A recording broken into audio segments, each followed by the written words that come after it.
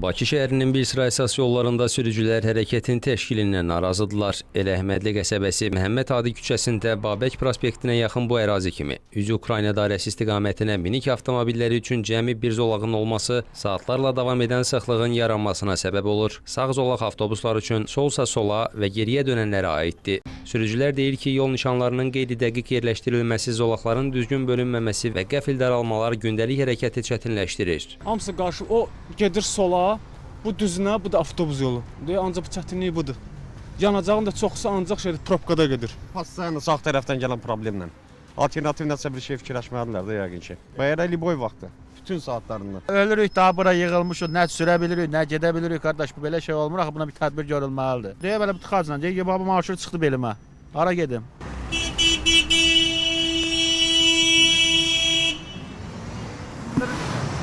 Nəqliyyat eksperti Adil Nəbiyevin sözlərinə görə, burada əsas problem yolun real buraxıcılıq qabiliyyətinin düzgün qiymətləndirilməməsidir. Körpünün alt hissəsində zolaqların sayı faktiki olaraq azalır. Nəticədə ani sıxlıq və təhlükəli vəziyyət yaranır. Bu prospekt bir neçə prospektin kəsişməsi deməkdir. Babək prospektindən də kəsişir, 8 noyabr prospektidir, Heydər Əliyev prospektidir və Ziya Bünyadov prospektidir. Yəni burada axının çox olduğu bir halda bu cür yolda nəyə görə 3 zolaqdan cəmisi 1 zolaq işləyə bilər? Bir zolaq ancaq soladır, burada biz düzünə gedə bilmirik, əks halda cərimələnirik. Sağ zolaq ictimai nəqliyyat üçün nəzərdə tutulub, avtobus zolağıdır.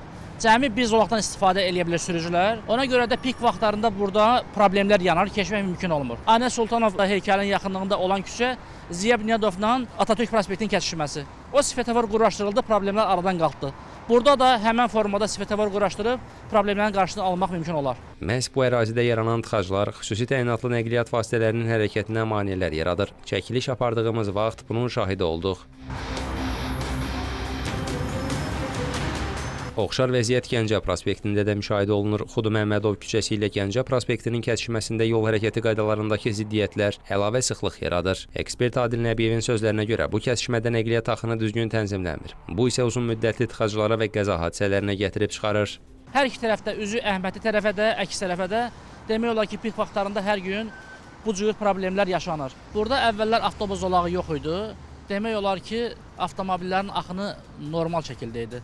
Avtobus zolağı olandan sonra hər gün pik vaxtlarında buradan keçəndə ən azından bir yarım saat burada vaxt itiririk. Qarşıda görürsünüz ki, yol ayrıcıdır, ancaq ortada isə ayrıcı zolaq var.